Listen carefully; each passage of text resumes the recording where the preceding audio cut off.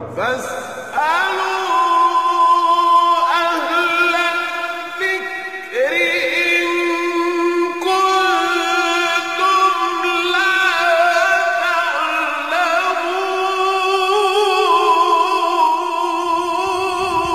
نحمده ونصلي على رسوله الكريم اما بعد. محترم ناظرین کرام، السلام علیکم ورحمۃ اللہ وبرکاتہ. میں محمد فصیح اللہ خان اور آپ دیکھ رہے ہیں تفہیم دین پروگرام. اب جانتے ہیں کہ پچھلے کچھ پروگراموں میں ہم نے مذہب سے متعلق سوالات اور ان کے معقول جوابات حاصل کیے. اسی موضوع سے متعلق کچھ حضرات نے بعض سوالات بھیجے ہیں. ہم آج ان سوالات کا جواب طلب کرنے کی کوشش کریں گے. آج کا ہمارا پہلا سوال حضرت مفتی صاحب سے یہ ہے کہ اگر آسمانی مذاہب کے علاوہ دوسرے مذاہب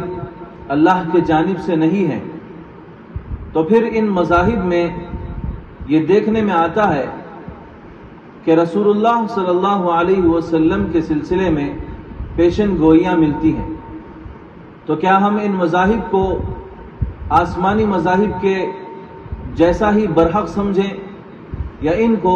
ناحق مذاہب سمجھیں؟ میں حضرت مفتی صاحب سے گزارش کرتا ہوں کہ اس سلسلے میں اس موضوع پر روشنی ڈالیں. آج کا جو سوال ہمارے سامنے ہے یہ ایک بہت اہم سوال ہے پچھلے بیانات کی روشنی. جن صاحب نے سوال کیا ہے ان کا سوال کا منشا اور حاصل یہ ہے کہ ہم ہندوازم، بدھزم، جینزم اور بعض دوسرے مذاہب کی کتابوں میں بھی رسول اکرم صلی اللہ علیہ وسلم کے حالات اور آپ کے بارے میں پیشین گوئیاں، پریڈکشنز ملتے ہیں اور ہم ان کو پڑھتے ہیں اور اس کا ذکر بھی کرتے ہیں اور اس کا حوالہ بھی دیتے ہیں.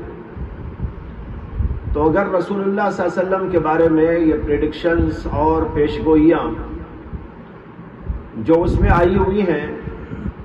وہ اگر برحق ہیں تو ان کتابوں کو ہم کیا سمجھیں جن کے اندر یہ پریڈکشنز واقع ہوئے ہیں؟ اس کا جواب یہ ہے کہ میں نے پہلے بھی عرض کیا ہے آپ کے سامنے کہ آسمانی مذاہب وہ مذاہب ہیں جن کا اللہ کی طرف سے نازل کیا جانا کسی دلیل سے ثابت ہے. جیسے کہ حضرت عیسیٰ علیہ السلام کے ذریعے عیسائیوں کا مذہب جو اللہ نے اس وقت نازل کیا تھا، اور اسی طرح حضرت موسیٰ علیہ السلام کے ذریعے وہ مذہب جو اس زمانے میں اللہ نے بنی اسرائیل کے لیے نازل کیا تھا. یہ مذاہب حق ہیں اور جب تک وہ اپنی اصلی حالت اور کیفیت میں برقرار رہے تو اس کو حق سمجھنا چاہیے اور اس کو ماننا ضروری. یہ تو ہیں وہ مذاہب جن کا آسمانوں سے نازل ہونا دلیل سے ثابت ہے. کچھ اور مذاہب ایسے ہیں جن کے بارے میں ہمارے پاس کوئی دلیل نہیں کہ یہ اللہ کی طرف سے نازل ہوئے ہیں، جیسے ہندوازم، بدھزم یا اور کوئی، یا ان کی کتابیں. ہو سکتا ہے کہ یہ اللہ کی طرف سے نازل ہوئے مذاہب ہوں اور ان کی کتابیں اللہ کی طرف سے نازل کی گئی ہوں. امکان ہے، امکان کا رد نہیں ہے، لیکن یہ نہیں کہا جا سکتا کہ یہ واقعتاً اللہ کی طرف ہی سے نازل کیے گئے تھے. اس کی کوئی دلیل تو ہے نہیں. حضرت عیسیٰ علیہ السلام کا عیسائیوں کے لیے مذہب کو لانا اور حضرت موسیٰ علیہ السلام کا اور دیگر پیغمبروں کا اپنے اپنے امتیوں کی طرف مبعوث کیا جانا یا ان کے اوپر کتابوں کا نازل ہونا، یہ تو پکے دلائل سے ثابت ہے۔ اس لیے ایسے مذاہب کو تو ہم کہیں گے کہ یہ آسمانی مذاہب ہیں، لیکن جن مذاہب کے بارے میں کوئی دلیل موجود نہیں، وہاں امکان تو کہہ سکتے ہیں، لیکن یقین کے ساتھ آپ نہیں بول سکتے کہ یہ مذاہب آسمانی مذاہب ہیں۔ یہی حال ہندوازم کا ہے، بدھزم کا ہے، اور جو دیگر مذاہب ہیں وہ اسی طرح کے مذاہب ہیں جن کے بارے میں ہم امکان تو رکھ سکتے ہیں، احتمال تو ہے، لیکن یقین کے ساتھ یہ کہنا کہ یہ آسمانی مذاہب ہیں یہ زیادتی ہو جائے گی۔ یہی میں نے پچھلے اپنے بیانات کے اندر عرض کیا تھا کہ مذاہب دو قسم کے ہیں، ایک وہ جو آسمانی مذاہب جن کے بارے میں دلیل موجود ہے، اور دوسرے وہ مذاہب ہیں جن کا آسمانی ہونا ثابت نہیں ہے لیکن امکان ہے۔ جب یہ بات ہے تو اب میں آپ کے سوال کے جواب کی طرف آتا ہوں کہ رسول اکرم صلی اللہ علیہ وسلم کے بارے میں پچھلی کتابوں کے اندر اور دیگر مذاہب کی کتابوں کے اندر پریڈکشنز ملتے ہیں اور پیشین گوئیاں موجود ہیں، بعض میں تو بڑی تفصیلی ہیں، بعض کے اندر اجمالی ہیں، بے شک یہ سب کچھ موجود ہے۔ اور عیسائیوں کی موجودہ کتاب، یہودیوں کی موجودہ کتاب تورات اور انجیل، اور اسی طرح دیگر انبیاء کے جو صحیفے بائبل کے اندر موجود ہیں، ان کے اندر کئی جگہ پر ایسی بشارتیں اور پیشگوئیاں ملتی ہیں جو رسول اکرم صلی اللہ علیہ وسلم ہی پر منطبق ہوتی ہیں۔ میں پہلے کہہ چکا ہوں کہ ان لوگوں نے اپنی کتابوں کو بدل دیا، اپنے دین کو بدل دیا اور اس کے اندر تحریفات کر دی، لیکن اس کے باوجود اللہ تبارک و تعالی نے ایسی آیتیں اس کے اندر اب تک برقرار رکھی ہیں اور ان کا ہاتھ اس کے اوپر پوری طرح نہیں جا سکا اور وہ اس کو پوری طرح صاف نہیں کر سکے۔ یہ اللہ تبارک و تعالیٰ کی قدرت قاہرہ ہے کہ تحریفات ہونے کے باوجود اس کے اندر ایسے مضامین اور ایسی آیات اب تک موجود ہیں جو رسول اکرم صلی اللہ علیہ وسلم کے بارے میں ذکر کرتی ہیں اور آپ کے بارے میں پیشین گوئیاں کرتی ہیں اور آپ کے بارے میں تفصیلات بتاتی ہیں۔ یہ تو ہے یہودیوں اور عیسائیوں اور دیگر انبیاء کے صحیفوں کے بارے میں۔ رہا ہندوازم وغیرہ کتابوں کی بات،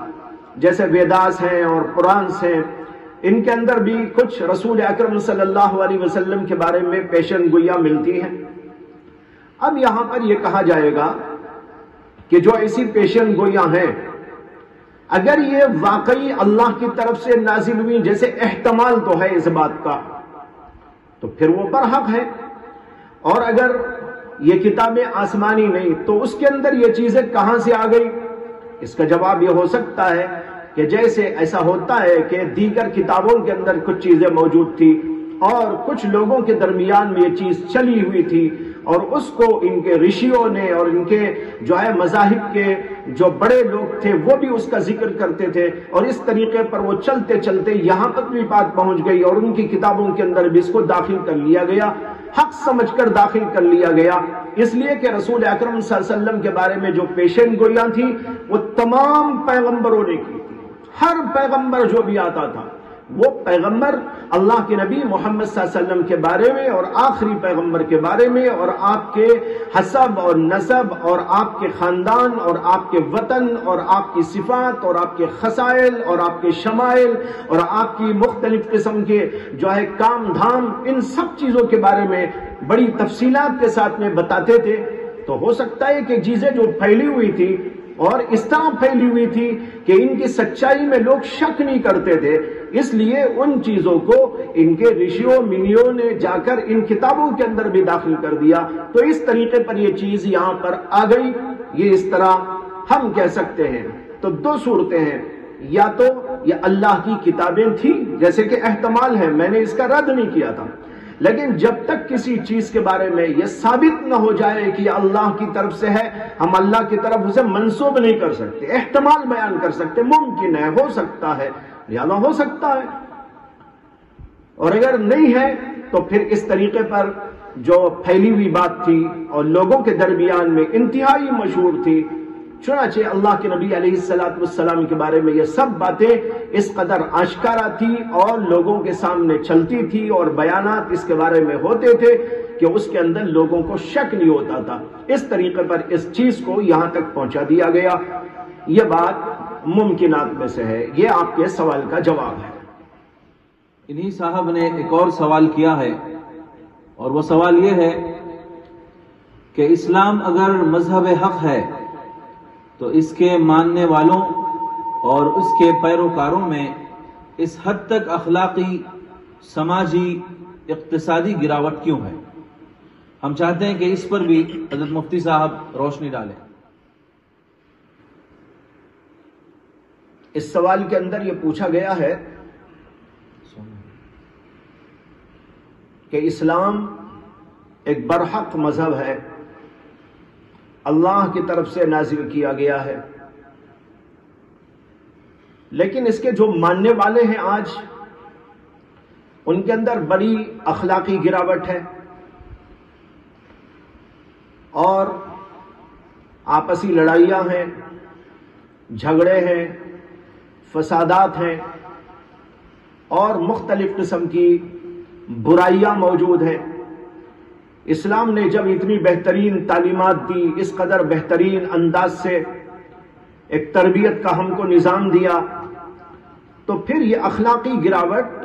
اور مختلف قسم کی خامیاں، مختلف قسم کی برائیاں امت مسلمہ کے اس معاشرے کے اندر کیوں ہیں اور کیوں پل رہی؟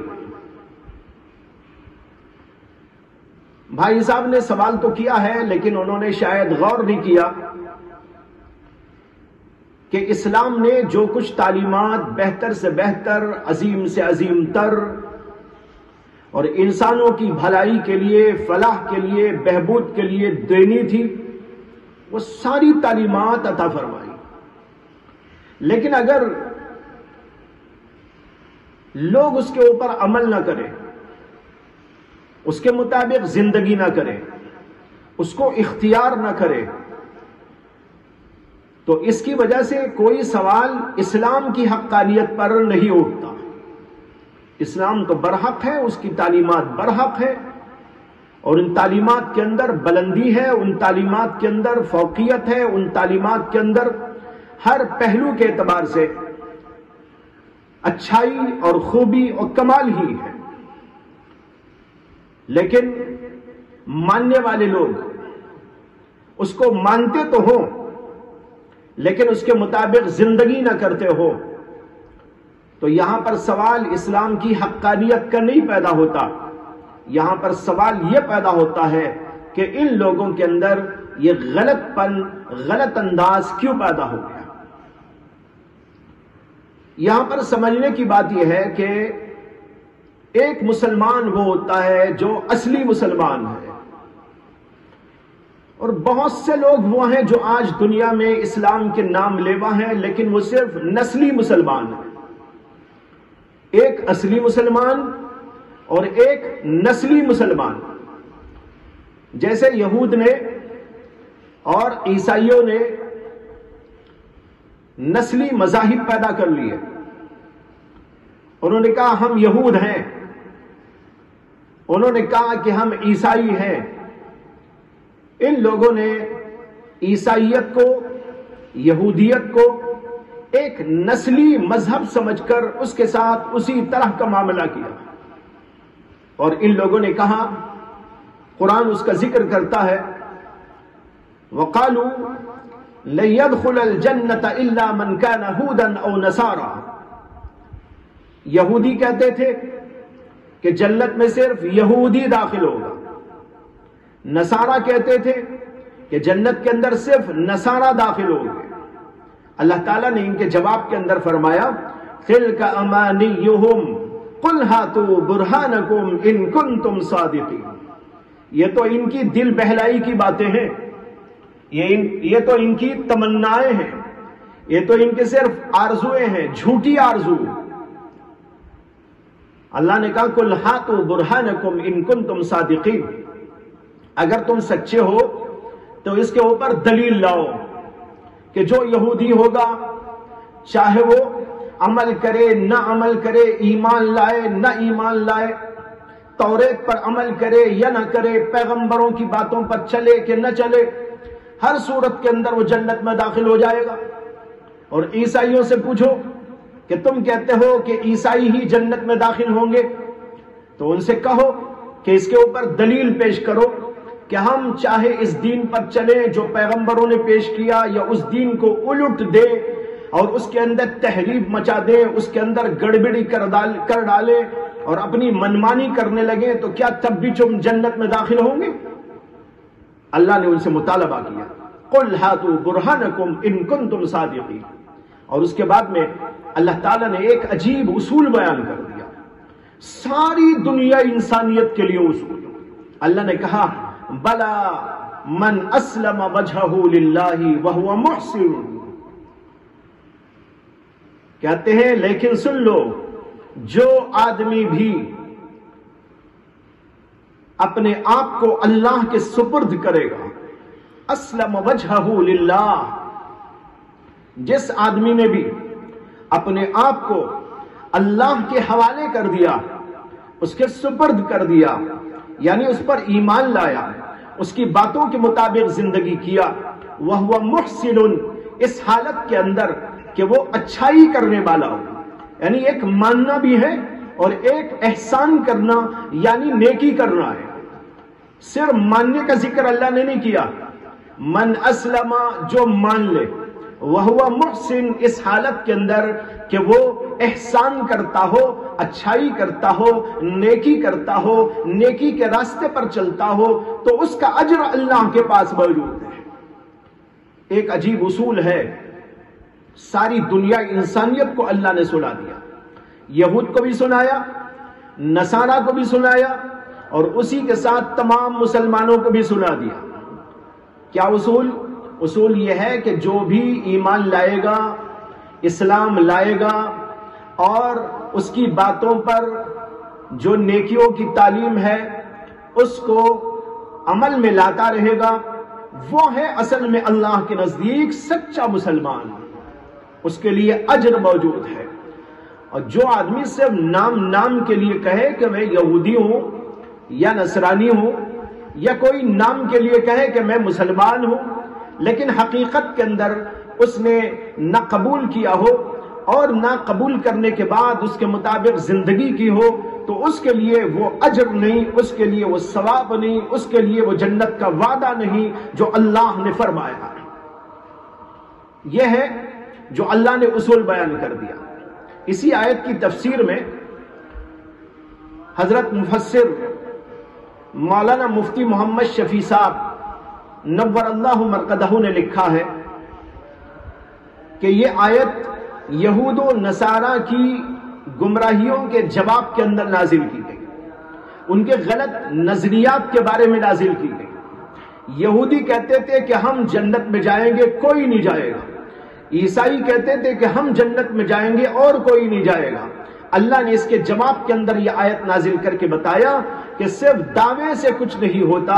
بلکہ دراصل صحیح طور پر ایمان لانے اور صحیح طور پر اس کی تعلیمات پر عمل کرنے سے سب کچھ ہوتا ہے۔ مفتی صاحب نے آگے لکھا ہے کہ اس کے اندر تمام مسلمانوں کو بھی بتایا گیا کہ صرف نسلی طور پر مسلمان ہو جانا کافی نہیں ہے، بلکہ حقیقی طور پر تمہیں اسلام قبول کرنا ہے، اس کی تعلیمات کو قبول کرنا ہے، اور پھر اس کے بعد میں جو نیکیاں اور طاعتیں اس کے اندر بتائی گئی اس کے اوپر عمل کرنا ہے۔ جب اس طریقے پر ایک آدمی واقعتاً اسلام قبول کرتا ہے، واقعتاً اس کی تعلیمات کو اپنی زندگی میں لاتا ہے، وہ ہے سچا اور پکا اور اصلی مسلمان۔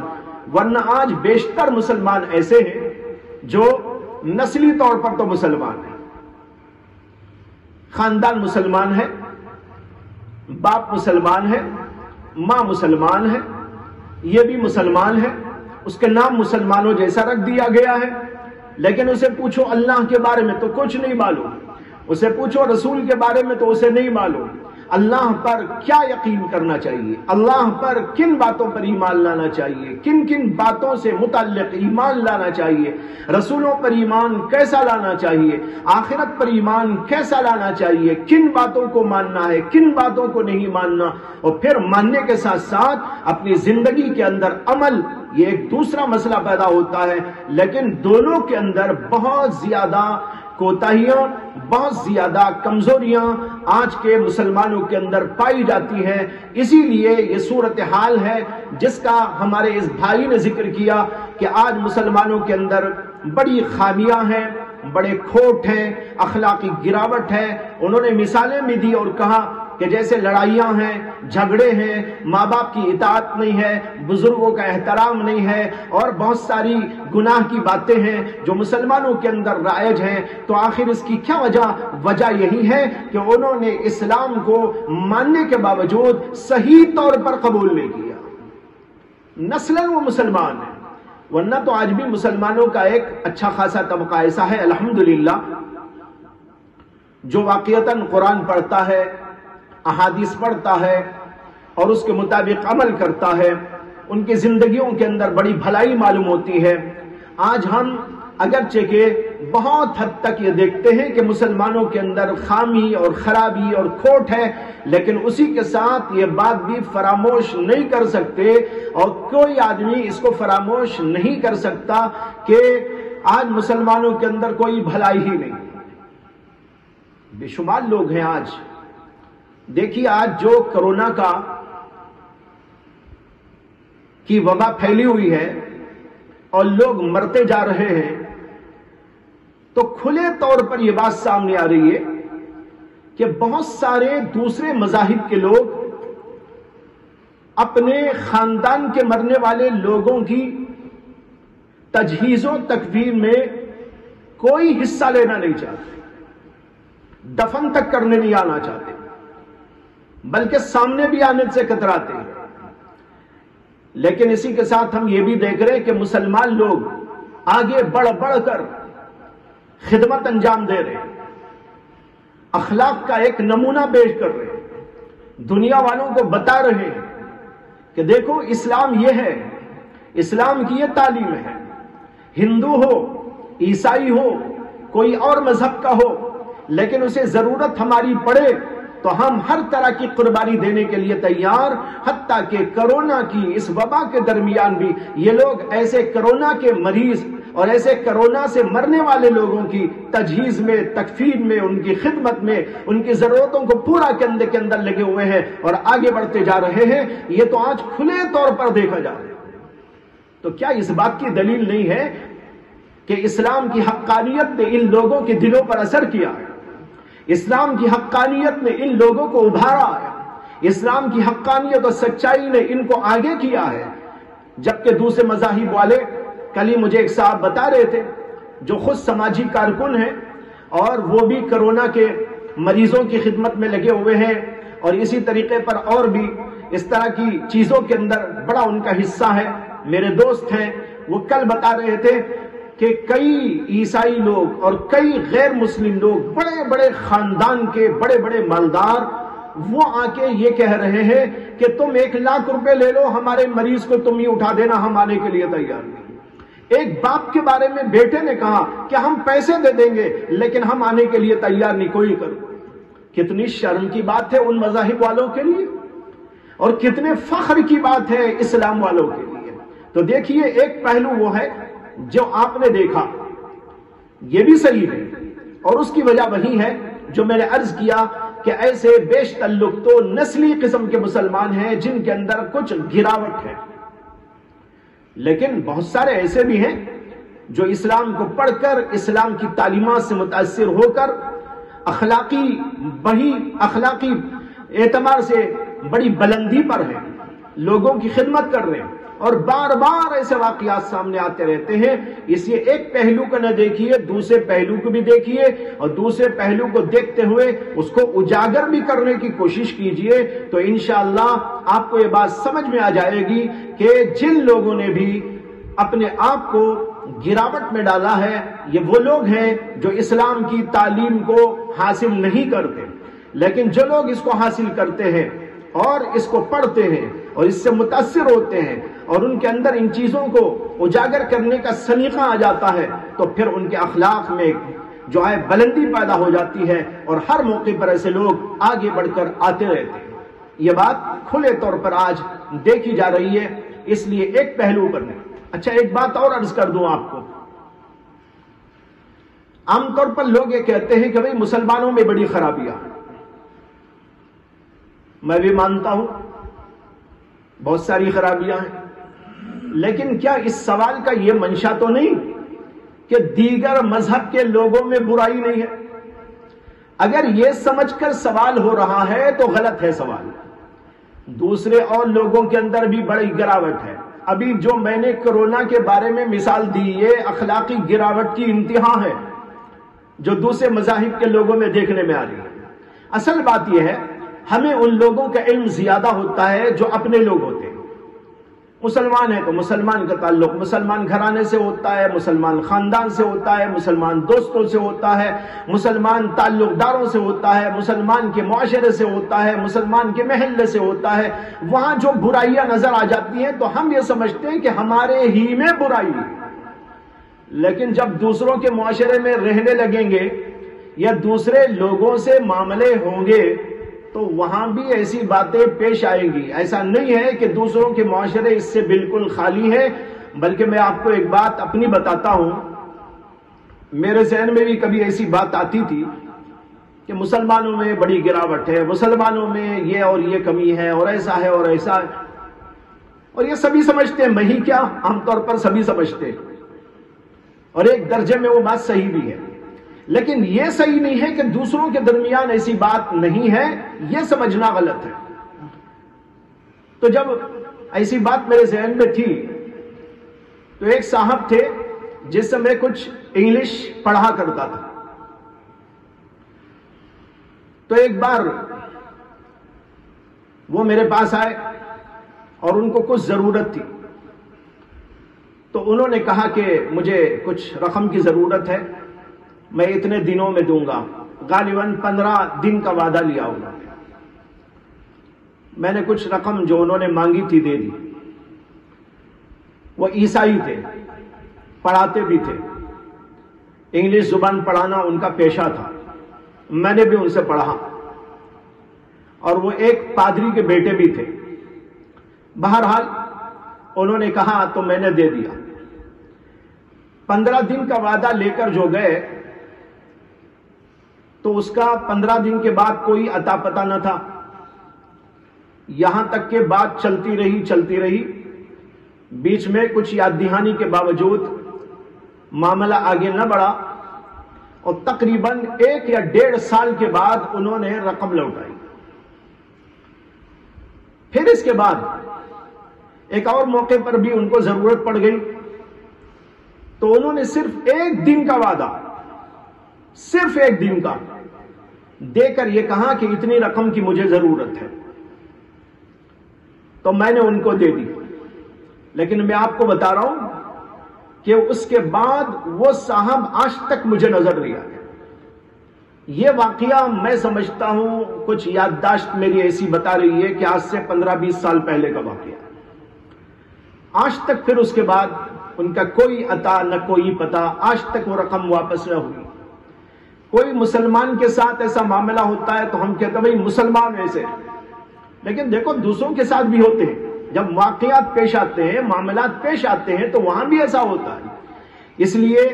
یہ بات تو اپنی جگہ صحیح ہے کہ آج مسلم معاشرے کے اندر خامیاں ہیں، بڑا کھوٹ ہے، بہت کچھ اخلاقی گراوٹ ہے، بہت کچھ اس طرح کی چیزیں ہیں جو نہیں ہونی چاہیے، لیکن یہ نہیں سمجھنا چاہیے کہ دوسروں میں ایسا نہیں ہے، وہاں بھی ہے، قتل ہے، غارت گری ہے، ظلم ہے، زبردستی ہے، اخلاقی گراوٹ ہے، جس کی 1-2 مثالیں آپ کے سامنے آ گئی ہیں۔ تو بتانا یہ ہے کہ مسلم معاشرے میں جو ایسی بات پیدا ہو گئی ہے، یہ دراصل ان لوگوں کے اندر ہے جو کہ دین اسلام سے یا تو دلی اعتبار سے دور ہیں یا عملی اعتبار سے کوتاہ واقع ہوئے ہیں، اگر یہ لوگ دین اسلام کی سچائیوں کو مان کر دین اسلام کی ان تعلیمات کے اوپر عمل پیرا ہو جائے تو پھر مسلمان سے بڑھ کر دنیا کے اندر کوئی بھی نہیں ہو سکتا۔ محترم ناظرین، آج کا ہمارا تیسرا سوال یہ ہے، اور یہ بھی ایک صاحب نے سوال بھیجا ہے۔ ان کا سوال یہ ہے کہ اسلام جب دین حق ہے تو سارے عالم میں مسلمان کیوں حقیر، ذلیل اور رسوا ہے؟ ہم مفتی صاحب سے گزارش کرتے ہیں کہ اس سوال پر بھی کچھ روشنی ڈالیں۔ جو سوال آج کی اس مجلس میں تیسرا سوال پیش کیا گیا ہے وہ یہ ہے کہ دین اسلام جب حق ہے تو آج دین اسلام کے ماننے والے سارے عالم میں رسوا ہیں، پسپا ہیں، کمزور ہیں، حقیر ہیں اور ذلیل ہیں، گویا کہ ان کی حیثیت ایک غلاموں جیسی ہو گئی ہے۔ ہر جگہ پر ان کے ساتھ ناروا سلوک ہے، یہ ہر جگہ پر دیکھا جا رہا ہے۔ اس پس منظر میں یہ سوال کیا گیا ہے کہ دین حق تو غالب ہونے کے لیے آیا ہے، دین حق تو تمام دینوں پر غالب اور دنیا کی تمام چیزوں پر غالب ہوتا ہے، اور یہ سب مسلمانوں کے پاس آج موجود ہے، تو اس کے باوجود مسلمان ذلیل کیوں؟ واقعی یہ سوال آج کے نوجوان طبقے میں خاص طور پر اور بالاخص جدید تعلیم یافتہ لوگوں کے درمیان بہت گش کرتا ہے، اور اس کی وجہ سے ان کے دلوں کے اندر دین اسلام کی حقانیت اور اس کی صداقت کے سلسلے میں شکوک و شبہات بھی پیدا ہو جاتے ہیں، اور یہ سمجھنے لگتے ہیں کہ شاید اسلام حق نہیں۔ اگر یہ حق ہوتا تو یہ امریکہ پر غالب کیوں نہ آ جاتا، یہ روس پر غالب کیوں نہ آ جاتا، یا اور برطانیہ پر غالب کیوں نہ آ جاتا، یہ یورپ پر غالب کیوں نہ آ جاتا۔ لیکن اس کے برخلاف آج مسلمانوں کو رسوا اور پسپا دیکھا جا رہا ہے۔ یہ ہے سوال۔ اس سوال کا جواب یہ ہے کہ دین اسلام اپنی جگہ پر بالکل برحق، اور اس کی تعلیمات سب کی سب برحق، لیکن مسلمانوں نے اس کے کچھ حصوں پر تو عمل کیا ہے، لیکن بہت سارے اس کے حصے وہ ہیں جس کے اوپر عمل کو ترک کر دیا گیا۔ گویا کہ ہماری مثال ایسی ہو گئی جیسے کسی زمانے میں اللہ نے فرمایا تھا کہ بعض پر ایمان رکھتے ہیں، بعض سے انکار کرتے ہیں۔ کچھ چیزوں پر آج ہمارا عمل ہے، اور وہ بھی پوری امت کا عمل نہیں ہے، امت میں سے بھی کچھ لوگ عمل پیرا ہیں، اور اس میں بھی جو عمل کرنے والے ہیں وہ بھی کچھ چیزوں پر عمل کرتے ہیں، اور دین کا ایک حصہ وہ ہے جس کے اوپر عمل نہیں کیا جاتا۔ یہ دنیا میں جو آپ غلبہ دیکھتے ہیں امریکہ کا، دیگر ممالک کا، یورپی ممالک کا، معاشی اعتبار سے، اقتصادی اعتبار سے، سیاسی اعتبار سے، سماجی اعتبار سے، یہ جو غلبہ نظر آ رہا ہے، سوچنا یہ ہے کہ ان کو یہ غلبہ کیوں ہوا ہے اور آج مسلمانوں کو یہ غلبہ کیوں حاصل نہیں ہے۔ غالباً سوال کا یہی منشا ہے۔ میں بہت اختصار کے ساتھ یہاں پر ایک خاص بات کی طرف توجہ دلا رہا ہوں، وہ یہ ہے کہ جیسے میں نے عرض کیا کہ ہم قرآن و حدیث کے بعض حصوں پر تو عمل پیرا ہیں، لیکن بعض حصوں پر عمل پیرا نہیں۔ یہاں پر یہ بھی سمجھ لیجئے کہ ایک ہے اسلام کی حقانیت پر عمل کرتے ہوئے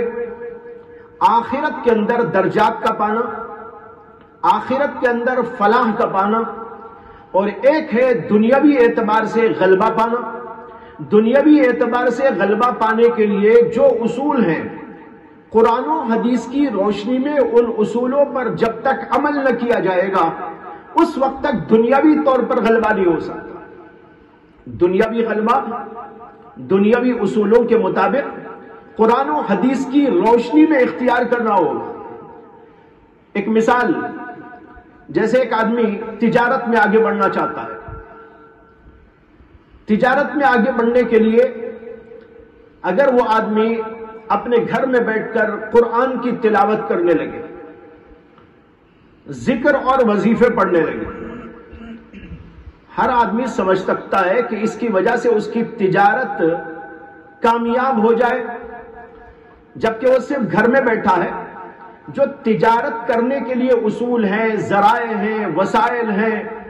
اور اس کے طریقہ کار ہیں، جو سوچ وچار اس کے لیے ہے، جو تگ و دو اس کے لیے ہے، جو محنت اور مجاہدہ اس کے لیے ہے، وہ اختیار کیے بغیر اگر صرف گھر میں بیٹھ کر ایک آدمی کہے کہ بھائی میں نے دکان کھول دیا ہے، کچھ اس کے اندر مال ڈال دیا ہے، اب میں بیٹھ کر یہاں پر وظیفہ پڑھوں گا اور میرے گھر کے اندر مال دولت آتی رہے گی، ہر آدمی سمجھ سکتا ہے کہ یہ بات غلط ہے۔ نہ قرآن نے ایسی تعلیم دی، نہ حدیث نے ایسی تعلیم دی، نہ اسلام نے ایسی تعلیم دی۔ یہاں پر یہ کہا جائے گا کہ تجارت کو فروغ دینا ہے تو اس کے اصولوں کو اپناؤ، اور قرآن و حدیث کی تعلیمات کی روشنی میں سچائی کا لحاظ کرتے ہوئے، دیانت کا لحاظ کرتے ہوئے اور مختلف اصولوں کو برتتے ہوئے جد و جہد کرو، محنت کرو، اس سلسلے میں لوگوں کے تجربات سے فائدہ اٹھاؤ اور پھر آگے بڑھتے چلے جاؤ تو تمہارے گھروں کے اندر دولت کی ریل پیر شروع ہو جائے۔ اسی طرح ایک آدمی علم کے سلسلے میں آگے بڑھنا چاہتا ہو تو اسے علم کے میدان میں آگے بڑھنے کے اصول کو، ذرائع کو، وسائل کو، طریقوں کو اور دوسرے لوگوں کے تجربوں کو اختیار کرنا پڑے گا، کتابیں پڑھنی پڑے گی، محنت اٹھانی پڑے گی، دماغ لگانا پڑے گا اور اس کے پیچھے اپنے آپ کی قربانیاں دینی پڑے گی، راتوں کو جاگنا پڑے گا اور مختلف قربانیاں دینی پڑے گی، جب جا کر وہ علم کے میدان میں آگے بڑھے گا۔ اگر کوئی صرف اس کے لیے قرآن پڑھتے بیٹھ جائے، وظیفہ پڑھے تو کافی نہیں ہوگا۔ بالکل اسی طریقے پر اگر پوری دنیا پر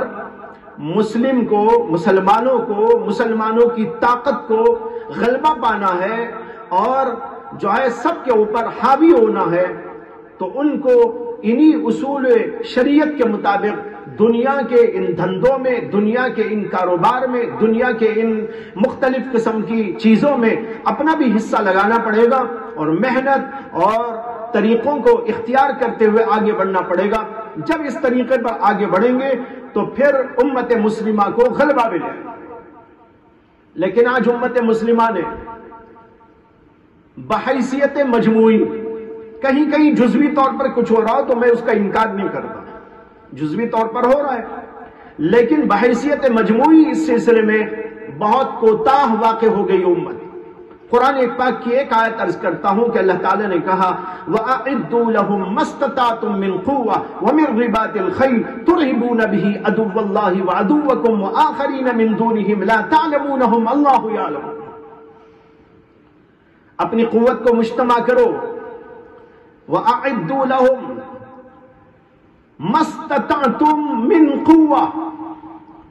تم اپنی قوت کو، طاقت کو جمع کرو، تیاری کرو جہاں تک کہ تمہارے بس میں ہے۔ پھر اللہ نے یہاں گھوڑوں کا ذکر کیا،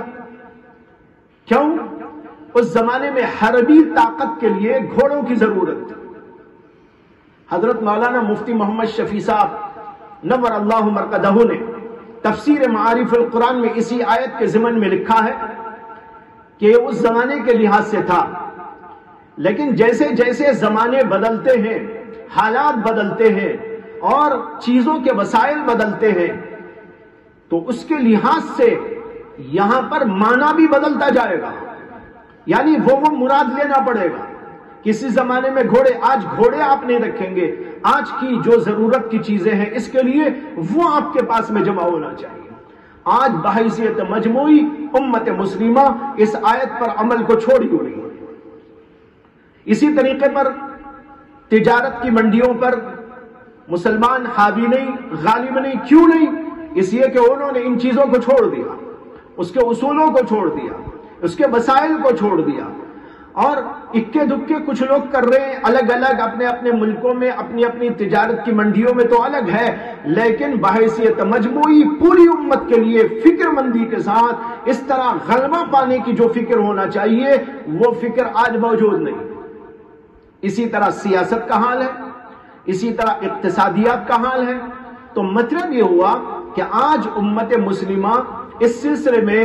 غلبے میں نہیں ہے، اور ہر جگہ پر حقیر اور ہر جگہ پر ذلیل اور ہر جگہ پر فقیر سمجھی جا رہی ہے۔ تو اس کی وجہ قرآن و حدیث کا چھوڑنا ہے، قرآن و حدیث کا پکڑنا نہیں ہے۔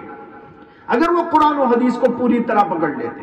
اس کے اصولوں پر پوری طرح جم جاتے، اور جہاں جو اللہ نے حکم دیا اس کے مطابق زندگی کرتے، تو پھر اس سلسلے میں ان کو غلبہ ملتا۔ آج بحیثیت مجموعی امت مسلمہ کا یہ انداز ہے کہ انہوں نے ان وسائل کو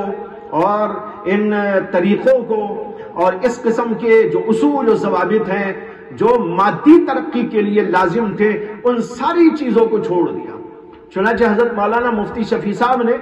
تفسیر معارف القرآن میں اس بات کا ذکر کیا ہے اور بتایا ہے کہ یہ ہے اصل وجہ مسلمانوں کی آج ذلت اور پستی کی کہ انہوں نے قرآن و حدیث کو چھوڑا۔ بہت سے لوگ یہ سمجھتے ہیں کہ قرآن و حدیث پر عمل کرنے کی وجہ سے مسلمان پیچھے ہو گئے۔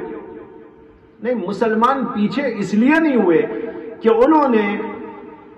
اسلام کو اختیار کیا ہے یا اسلامی تعلیمات کو اختیار کیا ہے، بلکہ اس لیے پیچھے ہو گئے کہ